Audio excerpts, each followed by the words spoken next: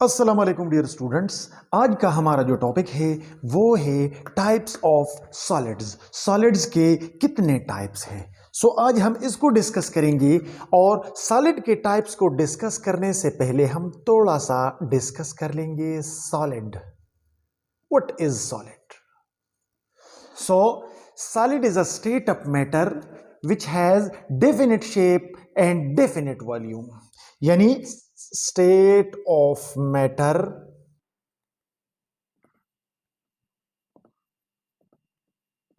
having definite mass, definite shape and definite volume. Solid is the state of matter. ये matter का वो state होता है जिसका मखसूस मास, मखसूस शेप और मखसूस वॉल्यूम होता है, जिसका न मास चेंज होता है, न शेप चेंज होता है और न वॉल्यूम चेंज होता है। तो मैटर के ऐसे स्टेट को हम सॉलिड स्टेट कहते हैं। फॉर एग्जांपल, मेरे हाथ में ये मार्कर है। ये मार्कर अगर मैं यहां रख दूं और इसको अगर कोई जला ना दे, इसको अगर माइक्रोब्स डिकम्पोज ना कर ले, तो 100 ईयर्स आफ्टर भी ये मार्कर इतने ही वॉल्यूम का रहेगा और इतने ही साइज का रहेगा। लिहाजा ये सॉलिड है, इसका न आसानी से वॉल्यूम चेंज होता है, न इसका शेप चेंज होता है। तो ऐसे स्टेट ऑफ मैटर को हम क्या कहते हैं? सॉलिड स्टेट कहते हैं या सॉलिड। ठीक है। अब सॉलिड जो है, सॉलिड हमें दो डिफरेंट टाइप्स में मिलते हैं। यानी जो टाइप्स है सॉलिड के वो कितने हैं? वो 2 है। नंबर 1 को हम कहते हैं क्रिस्टलाइन सॉलिड्स और नंबर 2 को हम कहते हैं एमॉर्फस सॉलिड्स। ठीक है। Now we are going to explain crystalline solids कौन से सॉलिड्स है और एमॉर्फस सॉलिड्स कौन से सॉलिड्स है। Crystalline solids are those solids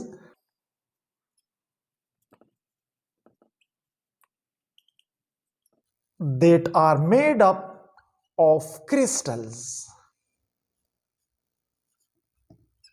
वो सॉलिड्स जो क्रिस्टल से बने होते हैं, ऐसे सॉलिड्स को हम क्रिस्टलाइन सॉलिड्स कहते हैं।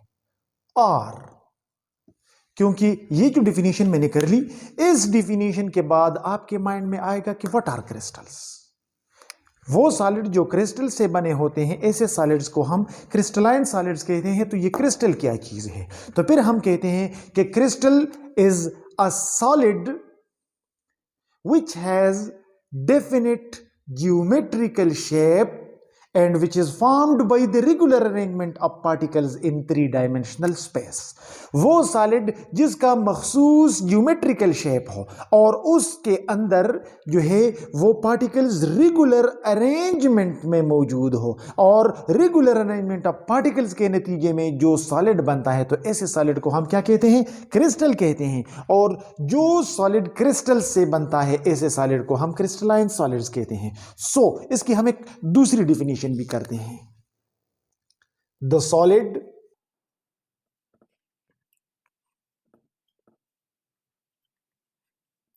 which is formed by the regular arrangement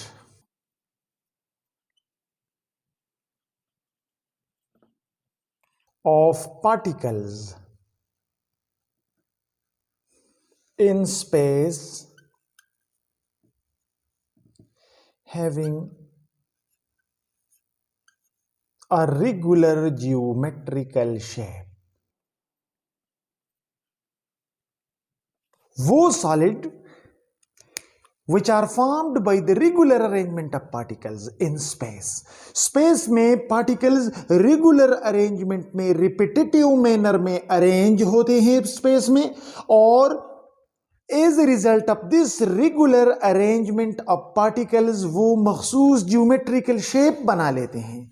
तो ऐसे सॉलिड जो मखसूस ज्योमेट्रिकल शेप में रहते हैं और ये शेप पार्टिकल्स के रेगुलर अरेंजमेंट की वजह से होती है, तो ऐसे सॉलिड्स को हम क्रिस्टलाइन सॉलिड्स कहते हैं। वो अक्सर सॉलिड्स नजर आते हैं वो क्रिस्टलाइन होते हैं। फॉर एग्जांपल आपको चीनी मिलती है तो चीनी हमेशा एक मखसूस क्यूबिकल शेप में उसके क्रिस्टल्स होंगे।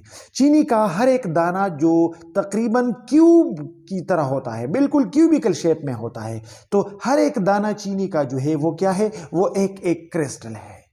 और इस तरह क्रिस्टल से बना हुआ जो शुगर होता है, चीनी होती है, तो ऐसे सॉलिड्स को हम क्रिस्टलाइन सॉलिड कहते हैं। या फिर आपने नमक देखा होगा, नमक जो है, साल्ट जो है, टेबल साल्ट, वो भी क्लियर क्रिस्टलाइन फॉर्म में हमें मिलता है। सो ऐसा सॉलिड जो कि पार्टिकल्स के रेगुलर अरेंजमेंट के नतीजे में वजूद में आता है और as a result of this regular arrangement उसका एक मखसूस ज्योमेट्रिकल शेप हो, तो ऐसे सॉलिड्स को हम क्या कहते हैं, क्रिस्टलाइन सॉलिड्स कहते हैं।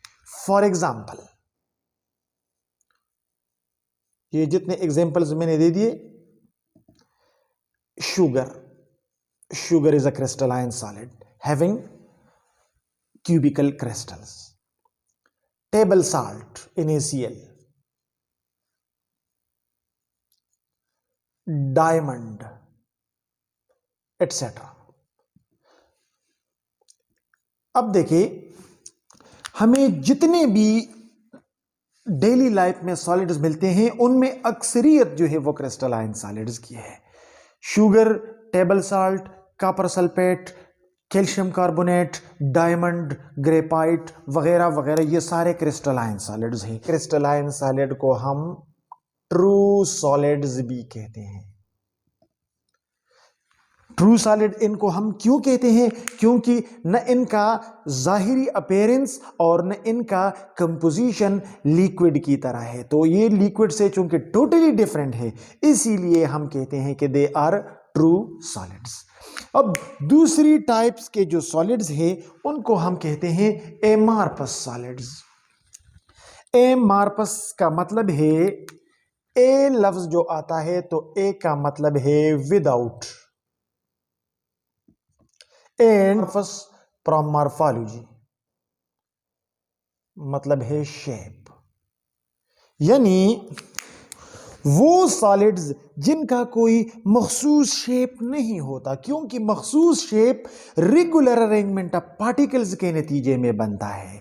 तो regular arrangement of particles definite geometrical shape बनाता है जो कि क्रिस्टलाइन सॉलिड्स में है। अब एमार्फस सॉलिड्स वो सॉलिड्स है जिसमें कोई रेगुलर अरेंजमेंट ऑफ पार्टिकल्स नहीं होता। So those solids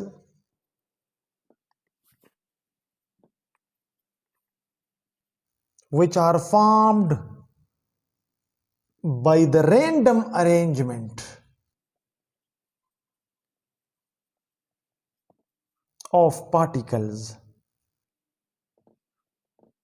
in space, वो सॉलिड्स जिनमें पार्टिकल्स रैंडमली अरेंज्ड हो, रेगुलरली अरेंज ना हो। यहां पे हमने लफ्ज लिखा है रेगुलर, यहां पे रैंडम है। वो सॉलिड्स जो पार्टिकल्स के बेतरतीब मिलाप से बन जाते हैं, तो ऐसे सॉलिड्स को हम विदाउट शेप सॉलिड्स कहते हैं या एमार्फस सॉलिड्स कहते हैं, क्योंकि इनका कोई मखसूस शक्ल नहीं होता, क्योंकि इनका अरेंजमेंट डेफिनेट नहीं है। लिहाजा अरेंजमेंट की वजह से शक्ल बनता है और इसका अरेंजमेंट जो है वो फिक्स नहीं है, तो इसकी शक्ल भी फिक्स नहीं होती। और इसी वजह से हम कहते हैं कि ये वो सॉलिड है जिसका कोई मखसूस शक्ल नहीं होता, जिसका कोई मखसूस ज्योमेट्री नहीं होता। तो ऐसे सॉलिड्स जो पार्टिकल्स के इर्रेगुलर अरेंजमेंट से बनते हैं, जो पार्टिकल्स के रैंडम अरेंजमेंट से बनते हैं, तो ऐसे सॉलिड्स को हम क्या कहते हैं? ऐसे सॉलिड्स को हम एमार्फस सॉलिड्स कहते हैं। अब इनके जो एग्जांपल्स है वो है ग्लास, शीशा, रबर, प्लास्टिक एटसेट्रा। अब देखिए, ग्लास जो है, अगर आप ग्लास का एक टुकड़ा ले लें तो ग्लास के एक टुकड़े को अगर आप 3-4 टुकड़ों में तकसीम कर ले तो हर टुकड़े में अरेंजमेंट डिफरेंट होगा। तो ऐसा सॉलिड जो कि इर्रेगुलर अरेंजमेंट से बनता है पार्टिकल्स के, ऐसा सॉलिड जो कि रैंडम अरेंजमेंट ऑफ पार्टिकल से बनता है, ऐसे सॉलिड को हम एमॉर्फस सॉलिड कहते हैं। ठीक है, अब देखिए, चूंकि एमॉर्फस सॉलिड जो है ये तो है सॉलिड, मतलब इसका डेफिनेट वॉल्यूम है और डेफिनेट शेप है, शेप नहीं बदलता, वॉल्यूम नहीं बदलता, और जिस चीज का शेप और वॉल्यूम कांस्टेंट रहता है उनको हम सॉलिड कहते हैं। तो ये तो लगता सॉलिड है, लेकिन अगर इसके पार्टिकल लेवल पे हम जाए तो इनके पार्टिकल्स इर्रेगुलरली या रैंडमली अरेंज्ड होते हैं, और हमें पता है कि random arrangement of particle normally liquid में होता है। तो on the basis of arrangement of particles they resemble liquids, but on the basis of macro properties, definite shape and definite volume, they resemble solids. तो हम कहते हैं कि ये जो है ये दिखते तो सॉलिड्स जैसे हैं, लेकिन इनकी कंपोजिशन लिक्विड की तरह डिफरेंट और बदलती रहती है, गैर मुस्तकिल है। लिहाजा ऐसे सॉलिड को हम जो है वो ट्रू सॉलिड नहीं कहते, बल्कि ऐसे सॉलिड्स को हम क्या कहते हैं? Super cold liquids.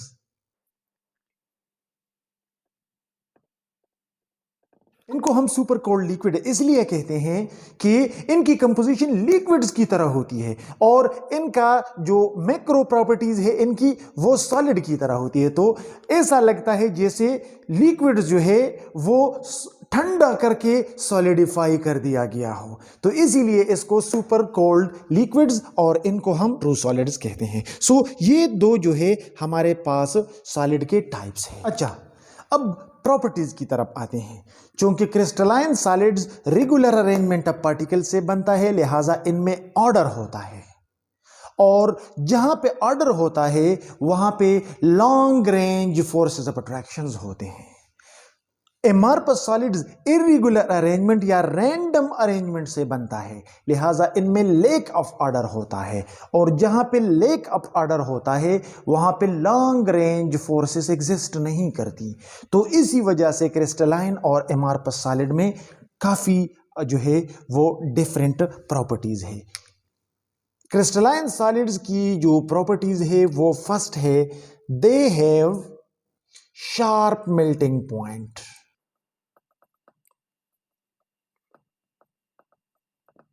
Crystalline solids जो है उनका शार्प मेल्टिंग पॉइंट होता है। Sharp melting point means melting at a specific temperature. For example, अगर हम बर्फ को ले लें which is a crystalline solid, ice, तो आइस को अगर हम फ्राई पैन पे रख दे और उसमें हम थर्मामीटर लगा दे और उसको हम गर्म करना स्टार्ट कर दे, तो आइस की मेल्टिंग 0 डिग्री सेंटीग्रेड पे स्टार्ट हो जाएगी, और जब तक पूरे का पूरा आइस मेल्ट नहीं हो जाता टेम्परेचर 0 पर ही रहेगा, और जब पूरे का पूरा आइस मेल्ट हो जाता है तो उसके बाद टेम्परेचर 1, 2, 3 यानी राइज अप होने लगेगा। सो ऐसा सॉलिड जो एक फिक्स टेम्परेचर पे उसकी मेल्टिंग स्टार्ट हो जाती है और जब तक वो पूरे का पूरा मेल्ट नहीं हो जाता उनका टेम्परेचर चेंज नहीं होता, तो ऐसे टेम्परेचर को हम क्या कहते हैं? Sharp melting point.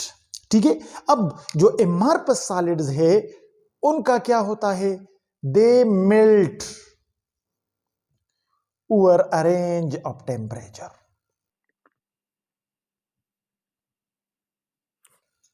Amorphous solid जो होते हैं वो एक फिक्स पॉइंट पे इनकी मेल्टिंग नहीं होती, बल्कि एमॉर्फस सॉलिड को जब हम गर्म करते हैं और इनकी मेल्टिंग स्टार्ट हो जाती है तो मेल्टिंग भी होती रहती है और साथ साथ टेम्परेचर भी बढ़ता जाता है। तो इसका मेल्टिंग एक फिक्स टेम्परेचर पे नहीं होता। अगर आप ग्लास को गर्म कर ले तो थोड़ी देर बाद ग्लास की मेल्टिंग स्टार्ट हो जाएगी, ग्लास की सॉफ्टनेस आने लगेगी और ये मेल्ट होने लगेगा और साथ ही साथ टेम्परेचर भी बढ़ेगा।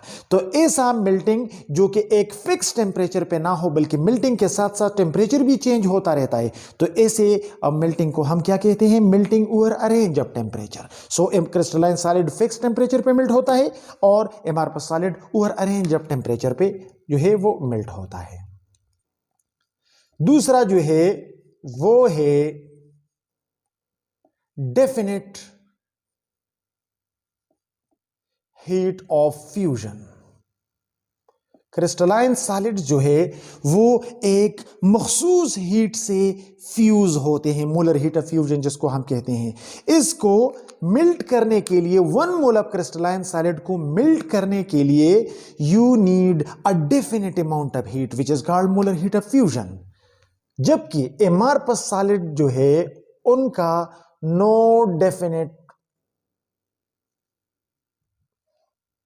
Molar heat of fusion.